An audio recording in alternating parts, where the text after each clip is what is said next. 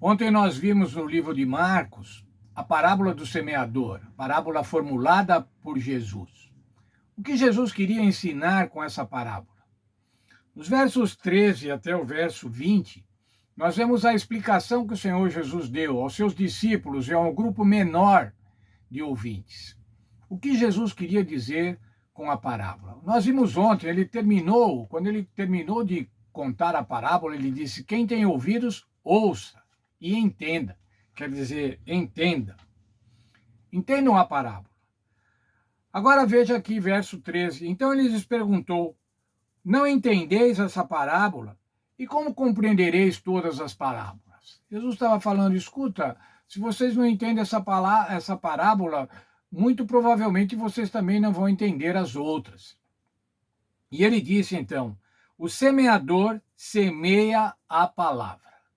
Que palavra? A palavra de Deus, a palavra do Evangelho, as boas novas do Evangelho. A semeadura é a pregação do Evangelho e a semente é a palavra de Jesus. Veja aqui um texto da nossa lição.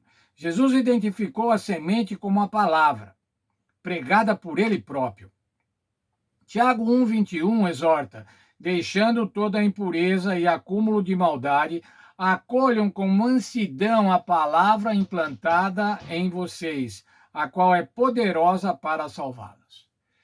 Veja, a palavra de Deus, a palavra do Evangelho, é pregada a todos. O semeador é o Senhor Jesus. O semeador é o Espírito Santo. O semeador são cada um dos filhos de Deus que pregam a palavra da salvação.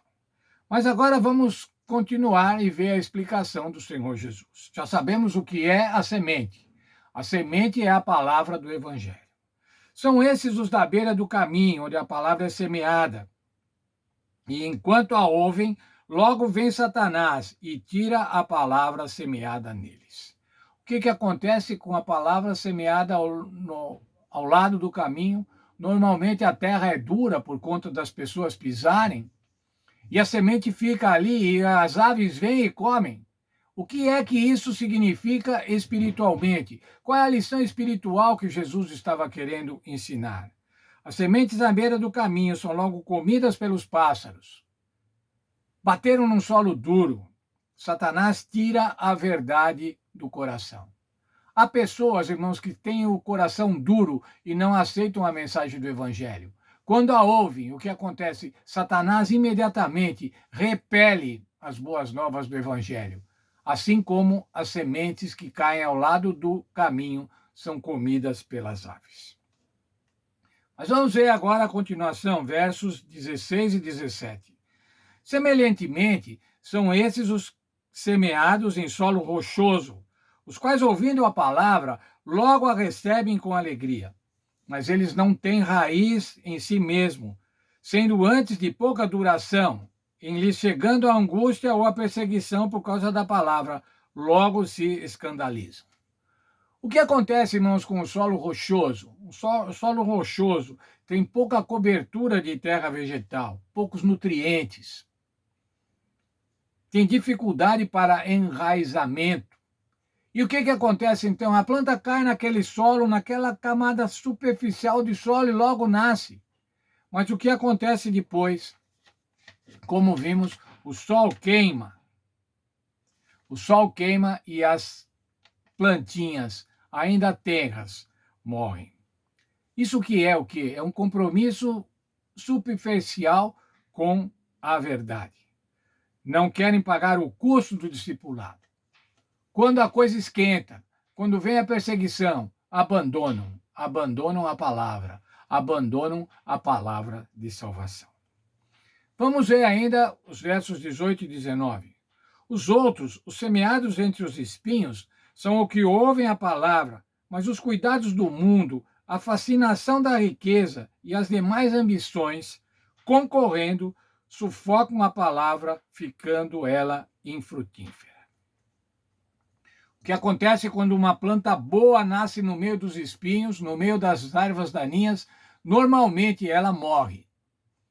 E aqui está tendo a aplicação espiritual.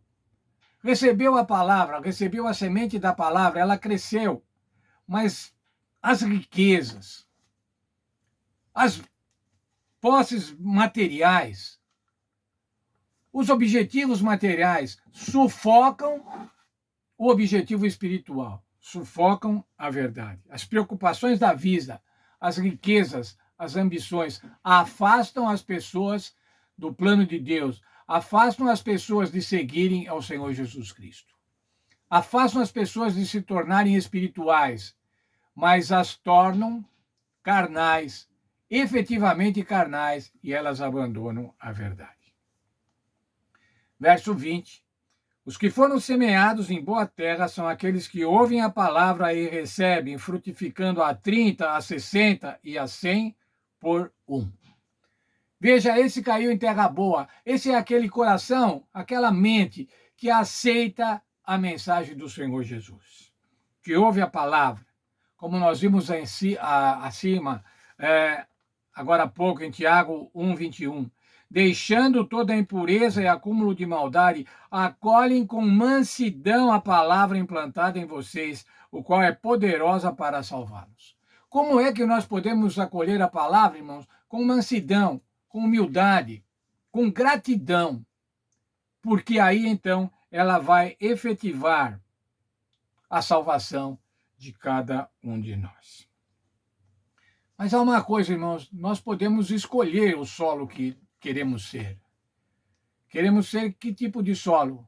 Um solo de pedregoso, um solo onde tem erva daninha, ou um solo duro à beira do caminho. Mas nós podemos também escolher, irmãos, e isso é uma escolha absolutamente pessoal, que depende de cada um de nós, de cada ser humano. Nós podemos ser a boa terra. E que se nós formos a boa terra, irmãos, a semente vai ser implantada, a palavra vai ser implantada em nós e nós vamos produzir. Primeiramente, vamos produzir a nossa salvação. A nossa salvação fiada no sacrifício do Senhor Jesus Cristo. Mas vamos também providenciar, através da ação missionária, a salvação de outros. Que outros salvem, que outros recebam a palavra. Vou ler para concluir um texto ainda da nossa lição. As explicações mais longas se referem ao solo rochoso e ao solo com espinhos. Ao descrever os ouvintes ligados ao solo rochoso, Jesus aponta para elementos em contraste. Eles recebem a palavra com alegria, mas são discípulos temporários. Quando vem a perseguição, eles se afastam. Os ouvintes relacionados aos espinhos são o oposto. Eles não se desviam por causa dos tempos difíceis, mas por causa dos bons tempos. O foco deles está nas coisas que o mundo oferece, não no reino de Deus. Eu quero muito, irmãos, ser uma terra boa.